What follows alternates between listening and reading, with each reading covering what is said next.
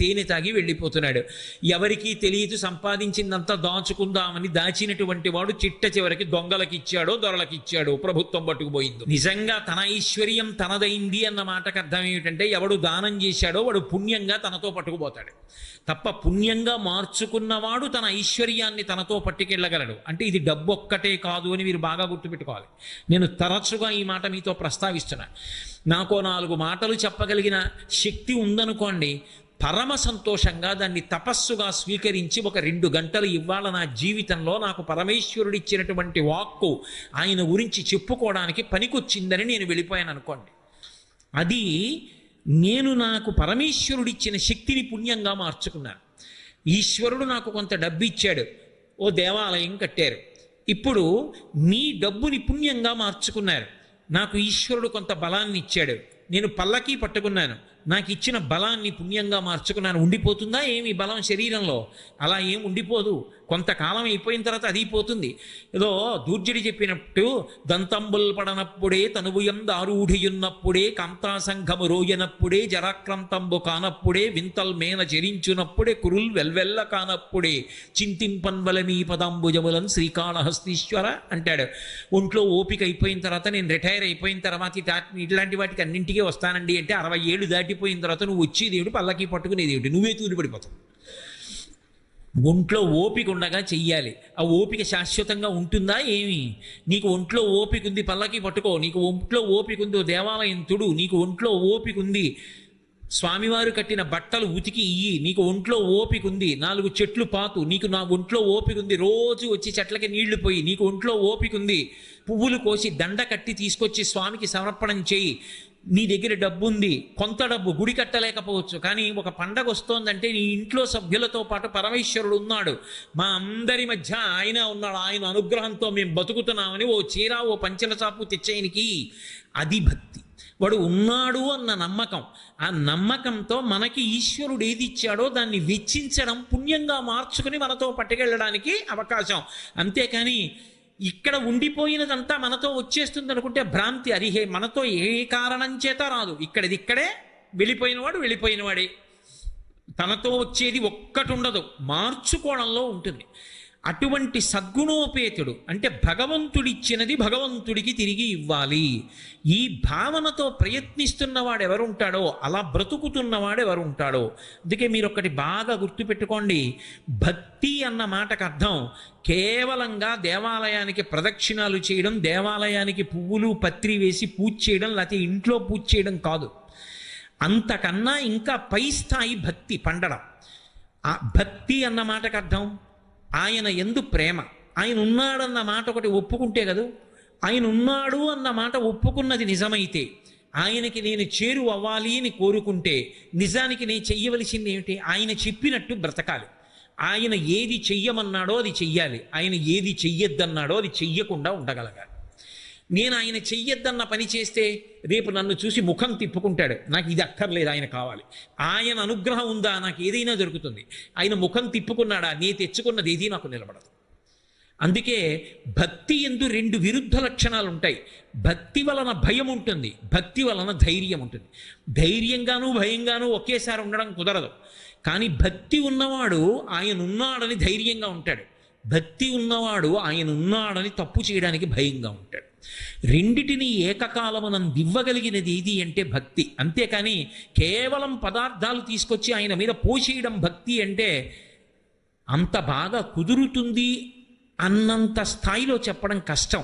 కానీ భక్తి లేనివాడని చెప్పడం మాత్రం సాధ్యం కాదు. అసలు ఉన్నాడని నమ్మి వచ్చాడు కదా, కాబట్టి భక్తి ఉంది. శంకరులంతటి వారు శివానందలహరి చేస్తూ గభీరే కాసారే విశితి విజనే ఘోర విపినే విశాలే శైలే చ భ్రమతి కుసుమార్ధంజలమతే సమర్ప్యే చేతసరసిజముమానాధవతే సుఖేనావస్థాతుం జనైహ నజానాతి కిమహో అంటారు. ఎందుకురా ఇవన్నీ? నీ మనసొక్కటి మొట్టమొదట అక్కడ పెట్టిన తరువాత నువ్వేం తెచ్చి ఆయన స్వీకరిస్తాడు. ఆ భక్తి, అటువంటి భక్తి కలిగిన నాడు నేను ఇది చెయ్యను, ఎందుకు చెయ్యను, ఆయన ఒప్పుకోడు, ఆయన నా ముఖం చూడడం, నాకొద్దు. నేను ఇది చేస్తాను, ఎందుకు చేస్తాను, ఆయన సంతోషిస్తాడు. ఒరే నిన్న నువ్వేం చేసావో నాకు తెలుసురా, మంచి పని చేసావురా అని నన్ను చూడగానే ఒక కాలు పైకెత్తి తొడ కింద పెట్టుకుని ఒక కాలే పాదపీఠం మీద పెట్టినవాడు నన్ను చూడగానే రారా కడుగు అని రెండు పాదాలు కిందకి దింపుతాడు. పరాశర భట్టర్లు శ్రీగుణరత్న కోశంలో అంటారు, ఏకన్యంచరతి క్షమం మమ పరంచ ఆకుంచ పాదాంబుజం మధ్యే విష్టర పుండరీకమభయం విన్యస్య హస్తాంబుజం త్వాం పశ్యేమ నిషీదుషీం ప్రతికలంకారుణ్యకూలంకష స్మారాపంగతరంగమంబ మధురం ముగ్ధం ముఖం బిభ్రతీం అంటారు. తొడ కింద పెట్టుకున్నటువంటి కాలు కూడా కిందకి వదిలిపెట్టి రెండు పాదములు కడగరా చూడరా అని తల్లి చీర ఇలా కొద్దిగా పైకి తీసి మంజీరములతో ఉన్న పాదములు కనపడేటట్టుగా అనుగ్రహించాలి అంటే ఆ వాణ్ణి చూసి ఆవిడ సంతోషించాలి. ఆవిడ దేనికి సంతోషిస్తుంది? నువ్వు డబ్బున్నవాడివని సంతోషించదు, నువ్వు బలం ఉన్నవాడివని సంతోషించదు, నీకు సరస్వతి కటాక్షం ఉందని సంతోషించదు, నువ్వేదో పెద్ద పదవి వెలగబెడుతున్నావని సంతోషించదు. అవన్నీ ఆవిడిచ్చేది. ఆవిడిచ్చింది కాబట్టి ఇంద్రుడు కూడా కూర్చున్నాడు. విశ్వామరీంద్ర పద విభ్రమదాన దక్షం ఆనందహేతురధికం మురవిద్విషోపి ఈశన్ నిశీతతు మయీక్షణ వీక్షణార్థ ఇందీవరోదర సహోదరం ఇందిరాయా అంటారు శంకర భగవత్పాదులు. అటువంటి తల్లికి నేనేమిస్తాను? కాదు, ఆమె ఉన్నదని నమ్మి ఆమె యందు భక్తితో ఉంటే ఆ తల్లిని 100 మార్లు పిలవవలసిన అవసరం ఉండదు. వాడికి ఏం కావాలో ఆవిడ చూస్తుంది. ఓ పసిపిల్లవాడు ఉన్నాడు, వాడి చెవిలో పురుగు దూరింది, వాడు ఏడుస్తూ చెవి మీద ఇలా కొట్టుకుంటూ ఉంటాడు. అమ్మ గ్రహించి చీరని నోట్లో పెట్టుకుని తడి చేసి తిరిచేసి చెవిలో పెట్టి పురుగు తీసేసి, నాన్న చచ్చిపోయానురా, చూడలేదురా, ఎంత బాధపడ్డావోరా అంటుంది. వాడు ఏమి నోరు విప్పి చెప్పక్కర్లేదు. మలమూత్రంబులతో మహాభయముతో మాతృస్తనాపేక్షతో చలమూర్ఖత్వముతో సదాభ్రమతతో చాంచల్య చిత్తంబుతో బరువైనట్టి కపజ్వరగ్రహ మహాబాల్యామయ శ్రేణితో కలనైనంతమ చింతలేక చెడితిన్ కామ్యార్థినే శంకర అంటారు. అటువంటి స్థితిలో ఏదీ నోరు విప్పి చెప్పకపోయినా అన్నీ ఇచ్చి కాపాడిన అమ్మలా ఆ తల్లి యందు భక్తి కలిగి పాత్రత ఉన్నవాడు ఎవడున్నాడో వాడి అవసరాల గురించి వాడు ఆలోచించవలసిన అవసరం ఉండదు. వాడి అవసరం గురించి అమ్మవారు ఆలోచించుకుంటుంటుంది. వాడు నా కొరకు రక్షింపవలయువాడు అన్నారు శ్రీ మహావిష్ణువు అష్టమస్కంధంలో భాగవతంలో. భక్తుడి గురించి ఎవరు ఆలోచిస్తారంటే పరమేశ్వరుడు ఆలోచిస్తాడు. అంతేకాని భక్తుడి గురించి భక్తుడు ఆలోచించుకుంటే ఇక పరమేశ్వరుడు ఎందుకు? పరమేశ్వరుడు భక్తుడి గురించి ఆలోచిస్తుంటాడు నిరంతరం. వీణ్ణి నేను కాపాడుకోవాలి అని తిరుగుతూ ఉంటాడు. అందుకే తన్ను నిశాచరుల్ పొడవ దైత్య కుమారుడు మాటిమాటి కోపన్నగశాయి ఓ ధనుజభంజన ఓ జగదీశ ఓ సర్వాపన్న శరణ్య ఓ అఖిల పావనయంచు నుతించు కానితా కన్నుల నీరుతాడు భయకంప సమేతుడు కాడు భూవర. శూలాలు పెట్టి పొడి చేస్తున్నా, కర్రలు పెట్టి కొడుతున్నా, కత్తులు పెట్టి నరుకుతున్నా అంతటా విష్ణువుని చూసి కీర్తించినటువంటి ప్రహ్లాదుడి యొక్క రక్షణ భారాన్ని ఆయన స్వీకరించాడు తప్ప నన్ను నేను రక్షించుకుంటానని ప్రహ్లాదుడు ప్రయత్నించలేదు. ఆ భక్తి కలిగిన వాడి గురించి ఆ తల్లి ఆలోచిస్తుంది. అటువంటి వాడిని నమస్కారాలు చేయాలి. 1000 నమస్కారాలు చేయడం, సహస్రంతో పూజ చేశాడా, ఇలాంటివన్నీ రావు అక్కడ. సకుర్ణత్వా నత్వా కథమివ సతాం సన్నిధదతే మధుక్షీరద్రక్ష మధురి మధురీనాహ పణితయ అని శారదా కటాక్షం గురించి అంటారు శంకర్లు. శారద ఒకటి, లక్ష్మి ఒకటి కాదు, అన్నీ ఒకటే అని నేను మీకు శ్రీ సూక్తంలో సరస్వతీ స్వరూపం లక్ష్మీ స్వరూపంగా వేదం కీర్తించింది. సిద్ధలక్ష్మీర్ మోక్షలక్ష్మీర్ జయలక్ష్మీ సరస్వతీ శ్రీలక్ష్మీర్ వరలక్ష్మీశ్చ ప్రసన్నా మమ సర్వదా అని అడిగింది. అయినప్పుడు ఆ తల్లికి భక్తి కలిగిన వాడు, ఆర్ద్రత కలిగిన వాడు, ఆ నిజాయితీ ఉన్నవాడు, ఆ ధర్మమునందు అనురక్తి ఉన్నవాడు ఒక్క నమస్కారం చేస్తే చాలు ఆవిడ అనుగ్రహిస్తుంది. ఆ తల్లి అనుగ్రహాన్ని విశేషంగా పొందినటువంటి వాళ్ళ చరిత్రలు చదివితే మనం ముక్కున వేలేసుకుంటాం. వైష్ణవ సంప్రదాయంలో వేదాంతదీశికులని ఒక మహాపురుషులు ఉన్నారు. వారికి నిగమాంతదీశికులు అని పేరు. నిగమములు అంటే వేదములు, నిగమాంతములు అని వేటికి పేరంటే ఉపనిషత్తులు, జ్ఞానభాగములు. అవి ఆయనకి నిగమాంతదేశికులు. దేశికుడు అంటే దారి చూపించువాడు. ఆయన వేదాలని అలా అధ్యయనం చేశారు. వారు ఎంత శక్తివంతులని చెప్తారంటే హయగ్రీవుడితోటి ముఖాముఖి ఆయన మాట్లాడుతుండేవారు. హయగ్రీవుడితో ఈ మాంసనేత్రంతో దర్శనం పొందినటువంటి వారు, ఆయనతో మాట్లాడిన వారు. అంతటి మహాపురుషుడు వేదాంత దేశికులంటే. ఆయన వడకలై అని ఒక ప్రత్యేకమైనటువంటి సంప్రదాయానికి ప్రారంభకులు. అటువంటి వేదాంత దేశికులకి సర్వతంత్ర స్వతంత్ర అని ఒక బిరుదుండేది. శృంగగిరి పీఠాధిపతుల యొక్క బిరుదావళి చదువుతున్నప్పుడు ఇప్పటికీ సర్వతంత్ర స్వతంత్ర అని చదువుతారు. సర్వతంత్ర స్వతంత్ర అన్న బిరుదుకు అర్థం ఏంటంటే వాళ్ళు ఎప్పుడైనా ఏదైనా చెయ్యాలి అనుకుంటే, ఇక పక్కకి తిరిగి ఎవరి వంకో తిరిగి ఎవరినో పిలిచి నాకు ఇది కావాలని అడిగి వాళ్ళు ఇచ్చినటువంటి ద్రవ్యంతోటో వాళ్ళు ఇచ్చినటువంటి పదార్థంతోటో కార్యాన్ని ప్రారంభం చేయరు. మరొక సంకల్పాన్ని చేసి ఈశ్వరుడికి చెప్తారు. అంతే, ఈశ్వరుడే అనుగ్రహిస్తాడు, ఆయనే ఇస్తాడు తప్ప వాళ్ళు వేరొకరి దగ్గర చేయి చాపరు. అలా ఆ స్థాయిని పొందితే సర్వతంత్ర స్వతంత్ర అని పిలుస్తారు. వేదాంత దేశికులకి సర్వతంత్ర స్వతంత్ర అని బిరుదు. ఎప్పుడూ కూడా లోకంలో ఒకటి ఉంటుంది, ఒకడు బాగా కీర్తి సంపాదించినటువంటి భక్తుడు ఉన్నాడు అనుకోండి, వాణ్ణి ఎంత అప్రతిష్ట పాలు చెయ్యాలని ప్రయత్నం చేసేటటువంటి వ్యక్తులు కూడా అక్కడే ఉంటారు పక్కన. దీపం కిందే నీడ ఉన్నట్టు భక్తుల జీవితాల్లో ఎప్పుడూ ఆయనని ఎలా అపకీర్తి పాలు చెయ్యాలని ప్రయత్నం చేసేవాళ్ళు ఉంటారు. కానీ భక్తికి ఉన్న గొప్పతనం ఏమిటంటే అలా చేసిన ప్రయత్నాల చేత భక్తుల యొక్క వైభవం మరింత శోభిస్తుంది తప్ప వారి యొక్క గొప్పతనం కించిత్ కూడా క్షీణించదు. వేదాంత దేశికుల యొక్క జీవితంలో అదే జరిగింది. వారు సర్వతంత్ర స్వతంత్ర బిరుదులకి అనర్హులు, వారికి ఆ బిరుదు చెందదు అని నిరూపించాలనుకున్నారు. ఆయన పట్ల వైషమ్యభావం పెంచుకొని పెళ్లి కానటువంటి వ్యక్తిని ఒకడిని పిలిచారు. నువ్వు వేదాంత దేశికుల దగ్గరికి వెళ్ళు, నేను బ్రహ్మచారిని, వివాహం కావట్లేదు, నేను ఒక పిల్లని చూసుకున్నాను, ఆ పిల్లని నాకు ఇస్తానన్నారు ధర్మపత్నిగా, కానీ వరకట్నం లేదు ఆ రోజుల్లో. ఆ పిల్ల కుటుంబానికి నేను కొంత ద్రవ్యం ఇవ్వాలి, ఇస్తే ఆమెను నాకు ఇచ్చి వివాహం చేస్తారు. ఒక వ్యక్తి గృహస్థాశ్రమంలోకి ప్రవేశించడం ఎంత అవసరమో, లేకపోతే 3 రుణములు తీరవు. పితృరుణం, దేవరుణం, ఋషి రుణం తీరవు. ఈ 3 రుణములు తీర్చుకోవడానికి గృహస్థాశ్రమ ప్రవేశం చెయ్యవలసిన అవసరం ఎంత ఉంటుందో మీకు తెలుసు. కాబట్టి నాకు మీరు డబ్బిచ్చి వివాహం జరగడానికి అనుగ్రహించవలసింది అని అడుగు. ఆయన ఎవరినైనా పిలిచి ఒరే వాడికి డబ్బు ఇవ్వండ్రా అంటే సర్వతంత్ర స్వతంత్ర బిరుదుకి అనర్హులు కాదు. ఆయనే డబ్బు ఇవ్వాలంటే ఆయన దగ్గర లేదు, ఇవ్వలేరు. ఆయన ఇవ్వలేడు, వేరొకడిని అడగలేడు. వేరొకడిని అడిగితే బిరుదు అనర్హుడు, ఇవ్వలేడు. కాబట్టి బిరుదు విడిచిపెట్టాలి. కాబట్టి నువ్వు వెళ్ళి అడుగు, ధర్మబద్ధం. ఇటువంటి కోరిక కోరితే లేదనడానికి వీల్లేదు. వాడు వెళ్ళి అడిగాడు. ఆయన ఒక్కసారి కళ్ళు మూసుకున్నారు. ఆయనకి అర్థమైంది, నా దగ్గరికి వచ్చి అడిగాడంటే నా యందు శత్రుభావన పెట్టుకున్న వాళ్ళు పంపించారు. ఆయన వెంటనే శ్రీస్తుతి అని లక్ష్మీదేవిని స్తోత్రం చేశారు. లక్ష్మీదేవిని స్తోత్రం చేస్తే అపారమైనటువంటి ధనాన్ని వెంటనే లక్ష్మీదేవి అనుగ్రహించింది. ఆ ధనాన్ని బ్రహ్మచారికి ఇచ్చి ఈ డబ్బట్టుకెళ్ళి వివాహం చేసుకోబోయ్ అన్నారు. మహాత్ముల జీవితాల్లో ఒక్క స్తోత్రం చేస్తే, ఒక్కసారి పిలిస్తే పలికింది లక్ష్మీదేవి. అలాగే విద్యారణ్యుల వారని, ఆయన పేరే విద్యారణ్యులు. అరణ్యము అంటే అందులో లేనిదే ఉంటుంది. అరణ్యము అన్న మాటలోనే అక్కడ అనేకమైన చెట్లు ఉంటాయి, అనేకమైన లతలు ఉంటాయి, అనేకమైన పొదలు ఉంటాయి, మహావృక్షాలు ఉంటాయి, లేనిది ఉండదు. అలాగే విద్య విషయంలో అరణ్యం లాంటి వారు ఆయన.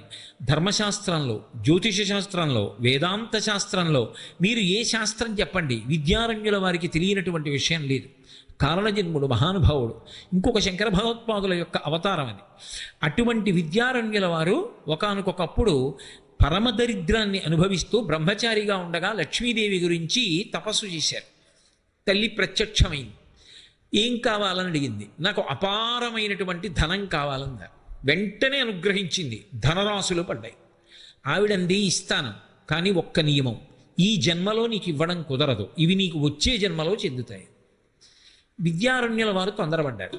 ఇంత తెలివైన వారు ఈ ధనం నాకు కావాలి, ఈవిడ వచ్చే జన్మలో చెందుతుందంటోంది, ఇప్పుడే నేను ఈ డబ్బు తీసుకోవాలి. అందుకే ఆయన ఏం చేశారంటే, అమ్మా నేను సన్యాసం తీసుకుంటున్నాను, ఆపత్ సన్యాసం, ఇక్కడే సన్యసించాను.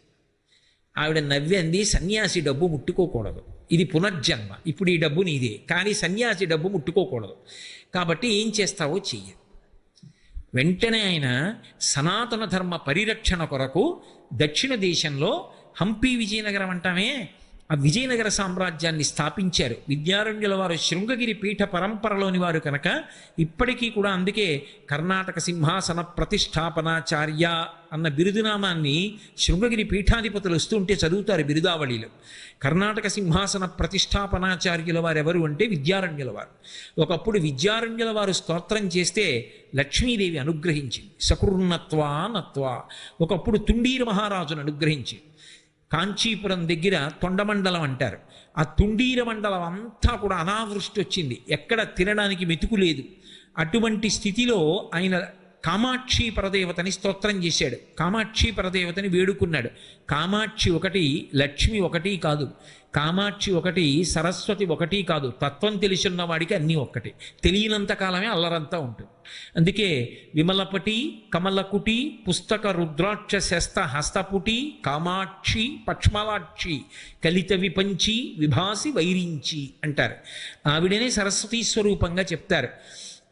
ఆ తల్లి అనుగ్రహాన్ని వేడుకున్నాడు. ఆ తల్లి తుండీర మండలం అంతటా కూడా స్వర్ణ వృష్టిని కురిపించి, స్వర్ణ వృష్టి కురిసింది తుండీర మండలం అంతా.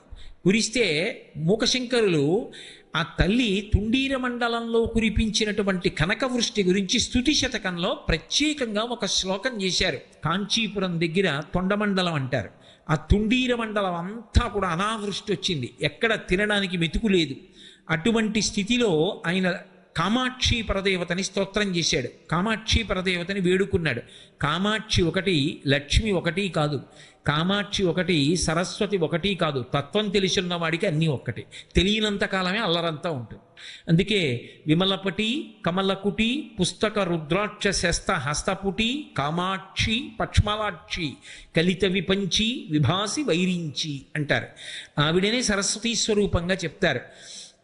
ఆ తల్లి అనుగ్రహాన్ని వేడుకున్నాడు. ఆ తల్లి తుండీర మండలం అంతటా కూడా స్వర్ణ వృష్టిని కురిపించి, స్వర్ణ వృష్టి కురిసింది తుండీర మండలం అంతా.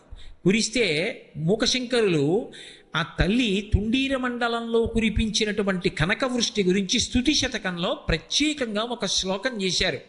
అందులో ఆయన ఒక మాట అంటారు, ఖండీకృత్య ప్రకృతి కుటిలం కల్మషం ప్రాతిభశ్రీ అని.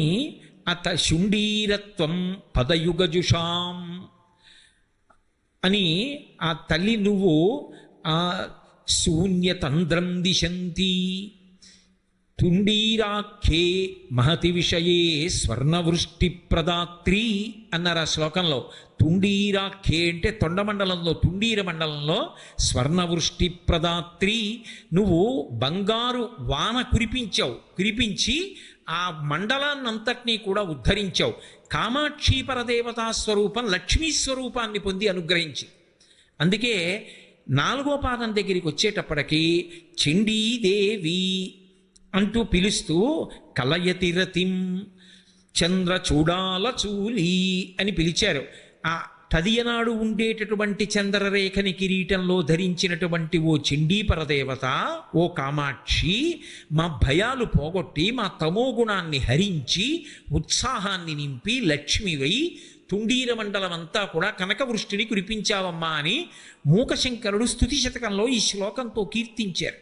ఒకప్పుడు కామాక్షి పరదేవత లక్ష్మీ స్వరూపయ్యి ఆమె తుండీర మండలాన్నంతటినీ కూడా తుండీర మహారాజు చేసినటువంటి వేడుకోలుకి అనుగ్రహించి వర్షాన్ని కురిపించింది. అందుకే ఇప్పటికీ మీరు కాంచీపురంలో కామాక్షి దేవాలయానికి వెడితే అమ్మవారి యొక్క ఉత్సవమూర్తి ఉంటుంది, ఉత్సవ కామాక్షి అని. అమ్మవారి ఎదురుగుండా అరుగు మీద నిలబడితే ఎదురుగుండా చూస్తే లోపల మూల కామాక్షి, కామాక్షి మూర్తి ఉంటుంది, పక్కన తపో కామాక్షి, ఒంటికాలు మీద నిలబడి తపస్సు చేస్తున్న కామాక్షి, వెనక్కి తిరిగి చూశారనుకోండి విమాన కామాక్షి, కుడిపక్కకి చూశారనుకోండి ఉత్సవ కామాక్షి. ఆ మూర్తి శుక్రవార మంటపంలోకి వస్తుంది, ఆవిడ తిరుగుతుంది, అందుకని ఉత్సవ కామాక్షి. ఇలా ఎడం పక్కకి తిరిగారనుకోండి తుండీర మహారాజు ఉంటాడు. ఇప్పటికీ నందికి శివుడికి మధ్యలోకి ఎలా వెళ్ళరో తుండీర మహారాజుకి ఉత్సవ కామాక్షికి మధ్యలో నిలబడి నమస్కారం చేయరు. ఆయన వైపుకి పృష్ఠభాగం పెట్టి ఈవిడ వైపుకి తిరిగి నమస్కారం చేయరు. ఎందుకంటే తుండీర మహారాజుని అంత గొప్పగా అనుగ్రహించింది, ఒక కొడుకులా చూసింది ఆవిడ. దీని ఇద్దరి మధ్యలోకి కూడా వెళ్ళరు. ఓ పక్కకి నిలబడి నమస్కారం చేసి ఆ రాజశ్యామల దర్శనానికి చంద్రశేఖరేంద్ర సరస్వతి మహాస్వామి వారి కామకోటి పీఠాధిపత్యంలో ఉండగా ఒకప్పుడు స్వర్ణకామాక్షి వెళ్ళిపోయిందని అక్కడ స్వర్ణ శ్రీచక్రం వేశారు. ఆ స్వర్ణ శ్రీచక్రం ఉన్న దగ్గరికి వెళ్ళేటప్పుడు అరుగు పక్క నుంచి జాగ్రత్తగా వెళ్ళిపోతారు తప్ప అసలు తుండీర మహారాజుకి కామాక్షికి మధ్యలోంచి కూడా నడవరు. ఒకప్పుడు తుండీర మండలంలో వర్షాన్ని కురిపించి, అలాగే ఆ తల్లి శంకర భగవత్పాదులు చేసినటువంటి కనకధారా స్తవానికి అనుగ్రహించి 1 గంట 48 నిమిషముల సేపు స్వర్ణ ఉసిరికలు కురిపించి ఒకానొకప్పుడు శంకరాచార్యుల వారు బ్రహ్మచారిగా ఉన్న రోజుల్లో భిక్షాటన చేయడానికి వెళ్ళారు. ఆశ్చర్యం ఏంటంటే శంకరాచార్యుల వారు ఇంకా సన్యాసాశ్రమ స్వీకారం కూడా చేయలేదు, బ్రహ్మచారిగా ఉన్నారు. గురువుగారి దగ్గర శాస్త్రం చదువుకుంటున్నారు. శాస్త్రం చదువుకుంటున్నటువంటి రోజుల్లో, ఆ రోజుల్లో ఉన్న సంప్రదాయాన్ని బట్టి భిక్షకి వెళ్ళి అన్ని ఇళ్ల దగ్గర భిక్షాటన చేసి తీసుకురావాలి. ఒక పేద బ్రాహ్మణి ఇంటి ముందు నిలబడ్డారు. గృహస్థాశ్రమంలో ఉన్న వ్యక్తికి ధనం యొక్క అవసరం ఎక్కువ ఉంటుంది అని ప్రతిపాదన చేస్తూ మొదలుపెట్టారు. బ్రహ్మచారి సన్యాసి ఇద్దరూ కూడా గృహస్థు యొక్క ఇంటి ముందు నిలబడి భిక్ష అడుగుతారు. అసలు గృహస్థాశ్రమంలో ఉన్నది ఎందుకు అంటే ప్రధానంగా 3 పనులు చేయడానికి: బ్రహ్మచారికి సన్యాసికి భిక్ష పెట్టడానికి, ఇంటికొచ్చినటువంటి అతిథిని ఆదరించడానికి, 3 రుణములు తీర్చుకోవడానికి. ఇవి 3 ప్రధాన ప్రయోజనాలు గృహస్థాశ్రమానికి. ఇంటి ముందుకొచ్చి బ్రహ్మచారి నిలబడ్డాడు. బ్రహ్మచారి నిలబడి భవతి భిక్షాందేహి అన్నాడు. ఎవరు ఆ వచ్చినవాడు? సామాన్యుడు కాడు, కైలాస శంకరుడు కాలడి శంకరుడిగా వచ్చాడు. ఆ శంకర భగవత్పాదులు ఇంకా సన్యాసాశ్రమ స్వీకారం కూడా చెయ్యకముందు విద్యార్థిగా ఉన్న రోజులలో ఆయన భిక్షాటనకి వెళ్ళి ఉన్నప్పుడు ఆయన తేజస్సు ఎలా ఉండి ఉంటుందో మీరు ఆలోచన చేయండి. కాషాయం బట్ట కట్టుకుని వెడుతుంటేనే ఏకవస్త్రధారి అయ్యి అలా ఉంటారే, ఇక బ్రహ్మచారిగా నడిచి వెడుతుంటే నిజంగా శుంభుండో పయోజభౌడో చండాంశుడో వహ్నియో దంభాకారత వచ్చకాక ధరణిం ధాత్రీచురుండెవ్వడి శుంభద్యోతనుడి పయోజభౌడంచున్ విస్మయభ్రాంతులై సంభాషించిరి బ్రహ్మచారి గని తత్సభ్యుల్ రహస్యంబునన్ అంటారు వామనమూర్తిని చూసి. దేవతలందరూ కూడా బలిచక్రవర్తి యొక్క యజ్ఞమంటపంలో మాట్లాడుకున్న ఘట్టం గురించి పోతన గారు. అలా శంకరులు బ్రహ్మచారిగా నడిచి వెడుతుంటే ఎంత అందంగా ఉన్నారు. వెళ్ళి ఆ పేద బ్రాహ్మణి ఇంటి ముందు నిలబడ్డారు. అది ద్వాదశి. ఆయన ఉంచవృత్తిలో ఉన్నాడు. ఆ రోజుకి దొరికిందా అన్నం, దొరకలేదా లేదు. ఏకాదశి ఉపవాసం, ద్వాదశి పారణ. సూర్యోదయం అయ్యేటప్పటికే పారణ చేయాలి. పైగా ద్వాదశి పారణకి ఒక నియమం ఉంది, ఉసిరికాయతో పారణ చెయ్యాలి. ముందు ఉసిరికాయ తినాలి. అసలు పారణ చేయకపోతే దోషం వస్తుంది ఏకాదశి వ్రతానికి. అదే కదా అంబరీషోపాఖ్యానం, అందుకు కొద్ది నీళ్లు పుచ్చుకున్నాడు. అందుకని కనీసం అన్నం దొరుకుతుందో దొరకదో తెలియదు. కనీసం తినడానికి ఉసిరికాయ ఉంటే ఏకాదశి నాటి ఉపవాస ఫలితం దక్కుతుంది. అందుకని ఇప్పుడు ఒక ఉసిరికాయ తెచ్చి ఆయన ఇంట్లో పెట్టాడు. అది ఎప్పుడు పెట్టాడు? ఇప్పుడు దొరికినప్పుడు తెచ్చిపెట్టాడు. అందువల్ల ఉసిరికాయ ఏమైపోయిందంటే ఎండిపోయింది. ఆ ఎండిపోయినటువంటి ఉసిరికాయ ఒక్కటి ఇంట్లో ఉంది. ఇప్పుడు ఈ పేద బ్రాహ్మణి ఇంటి ముందుకు వెళ్ళి బాలశంకరులు నిలబడ్డారు. బ్రహ్మచారి భవతి భిక్షాందేహి అన్నారు. ఆ తల్లి బయటికి వచ్చి చూసింది. మహాతేజోవంతుడు నమఃకపర్దినీచం యుక్త కేశాయ చ, పెద్ద జటాజూటంతో ఉన్న పరమశివుడు సన్యాసాశ్రమంలో బోడిగుండుతో శంకరాచార్యుల వారిగా వచ్చాడు కదూ, అది శివతేజస్. పెద్ద జటాజూటంతో ఉన్న పరమశివుడు సన్యాసాశ్రమంలో బోడిగుండుతో శంకరాచార్యుల వారిగా వచ్చాడు కదూ, అది శివతేజస్. చూసింది. అయ్యయ్యో, ఇంటి ముందు బ్రహ్మచారి నిలబడ్డాడు. ఈ బ్రహ్మచారికి ఏదో ఒకటి వేయకపోతే ఆశ్రమం వ్యర్థమైపోతుంది. ఎందుకున్నట్టు గృహస్థాశ్రమంలో. కాబట్టి ఏదో ఒకటి వెయ్యాలి. పాపం ఆ తల్లికి ఏమి వేద్దామన్నా ఇంట్లో ఏమీ కనపడక కళ్ళంబట నీళ్ళు వచ్చాయి. ఆమె కన్నుల నుండి పడినటువంటి బాష్పధార కనకధారకి ప్రాతిపదిక. అందులో 3 దయాధారలు కలిస్తే కనకధార. ఏవా 3 దయాధారలు? ఒకటి లక్ష్మీదేవత యొక్క దయాధార. శంకర భగవత్పాదులు ఈ లోకాన్నంతటినీ అనుగ్రహించాలని కనకధారాస్తవం చేశారు. అందుకని శంకరుల దయాధార. అయ్యో, బ్రహ్మచారి వచ్చాడు, ఏదో ఒకటి పెట్టాలనుకున్నటువంటి ఆ పిచ్చి తల్లి పేద బ్రాహ్మణి యొక్క దయాధార. 3 ధారల యొక్క పేమిక కనకధార. అప్పుడు ఆ తల్లి కన్నుల నీరు పెట్టుకుంది. అయ్యో, ఏమివ్వడానికి లేదే, ఉన్నదొక్క ఉసిరికాయ. ఇప్పుడు ఆ ఉసిరికాయ కానీ ఇచ్చేస్తే, భర్త రిక్తహస్తాలతో ఇంటికి వస్తే ద్వాదశి పారణ కూడా జరగదు. అయినా బ్రహ్మచారిని రిక్తహస్తాలతో పంపించడం కన్నా ఈ ఉసిరికాయ అతనికి ఇచ్చేయడం మంచిది అనుకుని గబగబా ఉసిరికాయ తెచ్చి ఆయన జోలులో వేసేసి. శంకరులు గమనించారు. ఆమె పేదరికాన్ని, ఆమె కళ్ళలో నీళ్లని చూశారు. వెంటనే ఆయన లక్ష్మీదేవిని ఉద్దేశించి స్తోత్రం చేశారు. వందే వందారు మందారమిందిరానంద కందళం అమందానంద సందోహ బంధురం సింధురాననం అంగం హరేః పులకభూషణమాశ్రయంతి భృంగాంగనేవ ముకుళాభరణంతమాలం అంగీకృతాఖిల విభూతిరపాంగలీలా మాంగల్యదాస్తు మమ మంగళదేవతాయాః. అసలు బాలశంకరుల కవిత ప్రౌఢిమ అద్భుతం. లక్ష్మి అంటే చూపులతో కదూ ఆవిడ అనుగ్రహం అంతా, స్తోత్రం అంతా ఆవిడ చూపులి. అసలు ఆ చూపుల మీద శంకరాచార్యుల వారు అసలు 5 సంవత్సరముల వయసున్న పిల్లవాడు ఇంత గాంభీర్యమైనటువంటి స్తోత్రాన్ని ఇంత గొప్పగా ఎలా అల్లాడో ఎలా చెప్పాడో ఆశ్చర్యంగా ఉంటుంది. శంకరాచార్యుల వారి జీవితంలో వారు చేసిన మొట్టమొదటి స్తోత్రం ఎవరి మీద అంటే లక్ష్మీదేవి మీద చేశారు. ఆయన లక్ష్మీదేవిని ఉద్దేశించి ఆవిడ చూపుల వైభవాన్ని వర్ణిస్తారు. అస్తమానం ఏదో అమ్మ నీ చూపు దరిద్రాన్ని పోగొడుతుంది, నీ చూపు దరిద్రాన్ని పోగొడుతుంది అంతేకాదు, ఒక్కొక్క శ్లోకంలో ఆయన వర్ణించినటువంటి తీరు పరమాద్భుతం. ముగ్ధా ముహుర్విదధతి వదనే మురారేః ప్రేమత్రపా ప్రణిహితాని గతాగతాని మాలాదృశోర్మధుకరీవ మహోత్పలేయ సామే శ్రియం దిశతు సాగర సంభవాయాః అంటారు. ముగ్ధా అని మొదలు పెడతారు. క్షీరసాగర మథనం జరిగినప్పుడు పుట్టినటువంటి లక్ష్మీదేవి గురించి వర్ణిస్తున్నారు. ఆమె పాలసముద్రంలోంచి పైకొచ్చి ఆలోచించింది. ఆవిడ ఆలోచించినప్పుడు ఏదో పేర్లు చెప్పలేదు. ఒక ఆయన మెడలో వేస్తే 5వ తనం ఎప్పుడూ ఉంటుందని చెప్పడం కష్టం. అంటే కాలంలో శాశ్వతంగా ఉండేవాళ్ళు కారు కదా అందరూ. ఒక ఆయనకి దగ్గరగా వెళ్ళడానికి ఉండదు, వేడి ఎక్కువ, ఆ స్వభావం చెప్పడంలోనే మీకు తెలిసిపోతూ ఉంటుంది. ఒక ఆయన ఒక చోట ఉంటాడని నమ్మకం లేదు, చంచలత్వం. ఒక ఆయనకి కామం అధికం. ఇలాంటి వాళ్ళందరికీ ఇల్లాలని అవడం ఏమిటి? అసలు దయకి లాలిత్యానికి స్థానమైనటువంటి వాడు, ఎప్పుడూ కూడా మందబుద్ధి లేనివాడు, నిత్య చైతన్య స్వరూపుడు, ఆర్తులను ఆదుకునేవాడు. ఈయన మెడలో వైజయంతి మాల వేస్తానని తన మెడలో మాల తీసి విష్ణువు యొక్క మెడలో వేసింది ఆవిడ. అప్పుడు ఆ మెడలో వేసినప్పుడు చుట్టూ దేవతలందరూ ఉన్నారు. ఆయనని వరించింది. ఆయన్ని చూడాలని ఉంటుందా ఉండదా? ముగ్ధ అంటే ఇంకా అంత ధైర్యంగా భర్త వంక చూడడానికి సిద్ధపడగలిగినంత స్థితిని పొందినది కాదు. కొత్తగా ఇప్పుడే మెడలో మాల వేసింది, కానీ ఆయన్ని చూడాలని కోరుకుంది. స్వతంత్రించి చూస్తే ఇంతమంది చూసి ఎలా చూస్తోందో చూడు, ఇప్పుడు మాల వేసిందో లేదో అంటారు. అందుకని కొంచెం సిగ్గుంది, కానీ చూడకుండా ఉండలేని తనం ఉంది. అందుకని ముగ్ధా ముహుర్విదధతి వదనే మురారేః ప్రేమత్రపా ప్రణిహితాని గతా అగతాని. ఆమె ఇలా చూస్తోంది విష్ణువు వంక.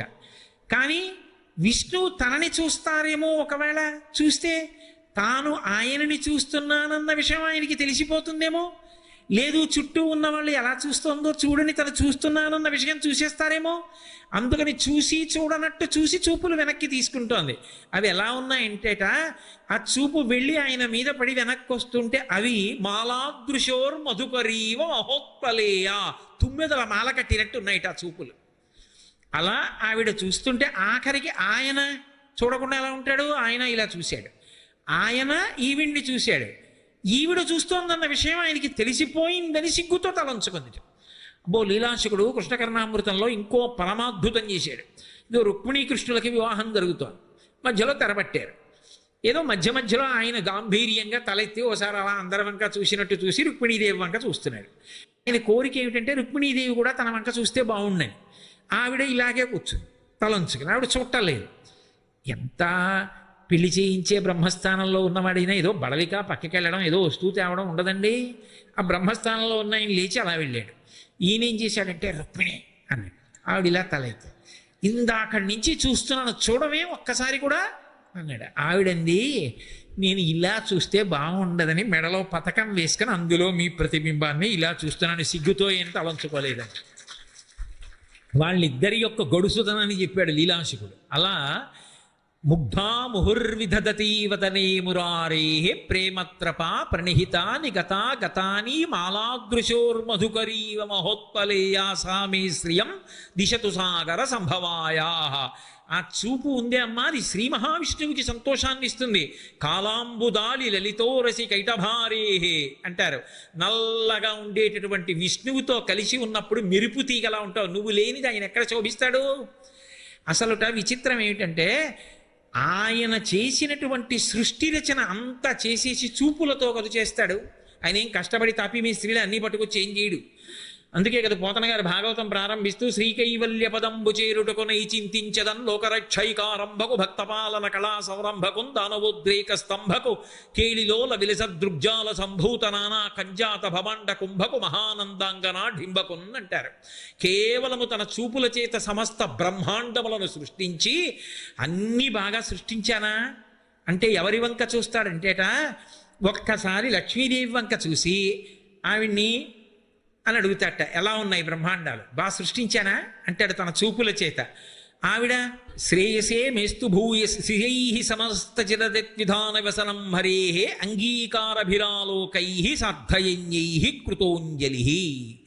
ఆవిడ వంకిలా చూస్తే ఆవిడిలా చూసి అంటే చాలట, సార్థయన్యై కృతోంజలి. అబ్బా నేను చేసిన పని చాలా బాగుంది. చిత్రం ఏమిటంటే, లక్ష్మీదేవి గురించి స్తోత్రం చేస్తున్నప్పుడు చాలా పొంగిపోయేవాడు ఎవరంటేట శ్రీ మహావిష్ణువు. ఆయన కవచాన్ని భేదించడం ఎవరికి సాధ్యం కాదు. రాక్షసులు కూడా ఆయన కవచాన్ని భేదించరు. కానీ 100 కవచాలు కట్టు కూర్చుంటాట. ఎందుకు కూర్చుంటాడంటేట, ఏమో ఎప్పుడు ఏ సాధు పురుషుణ్ణి బాధ పెట్టడానికి ఏ రాక్షసుడు వస్తాడో. అకస్మాత్తుగా ప్రహ్లాదుణ్ణి ఏడిరా ఎక్కడున్నాడు విష్ణు అని అడగల హిరణ్యకశిపుడు. అందుకని ఎవరితో యుద్ధానికి వెళ్ళాలో అని 100 కవచాలు కట్టుకుంటాట. ఈ 100 కవచాల్లో ఒక్క కవచం పిట్లిపోయేటట్టుగా చెయ్యగలిగినటువంటి శత్రువు ఉండడు.